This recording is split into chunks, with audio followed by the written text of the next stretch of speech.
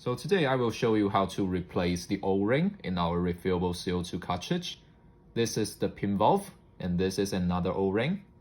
When the old O-ring is used out or wore out, you just put an extra one and simply twist it in.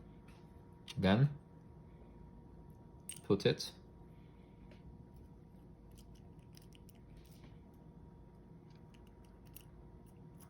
in here.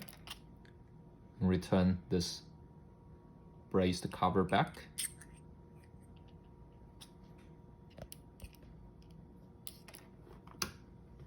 And use a screwdriver.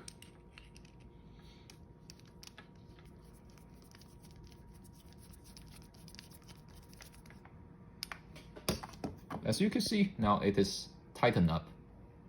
In the front, it looks like this. Then you just pick up the other half, screw them together until it is finger tight. Okay, good. Now you could use the adapter and the CO2 tank to refill it.